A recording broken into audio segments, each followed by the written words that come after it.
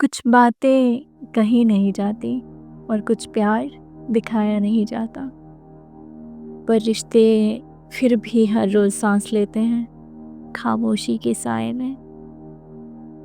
नमस्कार दोस्तों, आप सुन रहे हैं स्टोरी लैंड,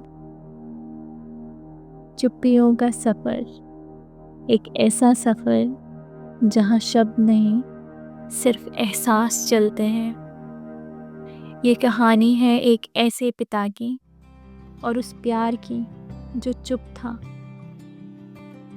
जिंदगी में कुछ ऐसे मोड़ आते हैं जहाँ रास्ते साथ चलते हैं पर मन अलग अलग दिशाओं में भटकने लगते हैं।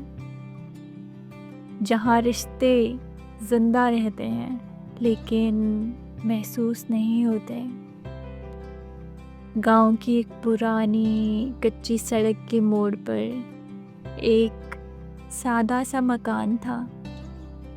उस मकान में रहते थे पिताजी, जिनका असली नाम तो जगमोहन था, पर गांव के बच्चे से लेके बूढ़े तक उन्हें बस बाबूजी कह के पुकारते थे, क्योंकि कभी वो बैंक में क्लर्क हुआ करते थे।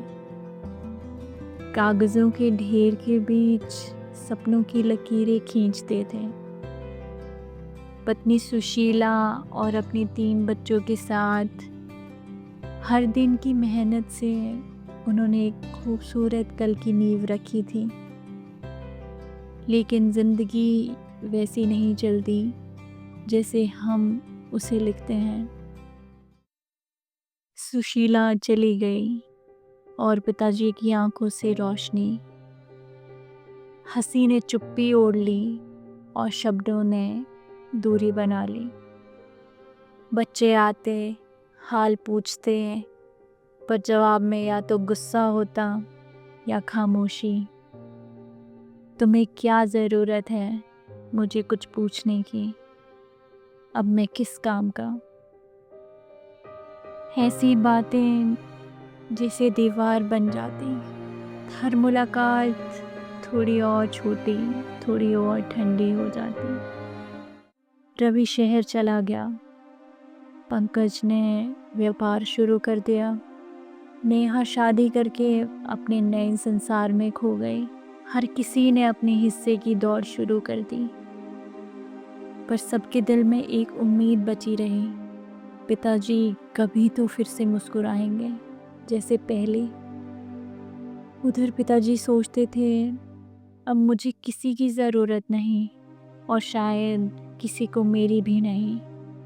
इधर बच्चे सोचते थे, हम पास आना चाहते हैं, पर पिताजी हर बार थोड़ा और दूर चले जाते हैं। समय बीतता गया। रिश्ते उसी जगह ठहरे रहे जहाँ दिलों ने चुप्पी साध ली थी। फिर एक दिन रवि लौटा, हाथ में एक पुरानी तस्वीर जिसमें पिताजी, माँ और तीनों बच्चे सारे के सारे हंसते हुए। वो घर में गया, देखा पिताजी खिड़की के पास बैठे थे, कुछ लिख रहे थे शायद। रवि ने तस्वीर उनके सामने रखी और धीमे शब्दों में कहा, हमने आपसे कभी दूरी नहीं रखी पिताजी, बस आपको समझ नहीं पाए। आपका दर्द, आपकी तन्हाई सब पढ़ना चाहते थे, पर आपने सभी किताबें बंद कर दी। पिताजी ने तस्वीर को देखा और जैसे कुछ सालों की चुप्पी उसे एक पल में टूट गई। आंखें भीगी और शब्द फिसले। मैं भी तो चाहता था कि तुम सब खुश रहो, पर मैं खुद इतना टूट गया था कि तुम्हारा प्यार देख ही नहीं पाया, और शायद दिखा भी तो मान नहीं पाया। उस दिन पहली बार घर की अंदर की दीवारों पर धूप उतरी। खिड़की के उस पार जो रोशनी थी वो अंदर आ चुकी थी। प्यार हमेशा आई लव यू नहीं होता।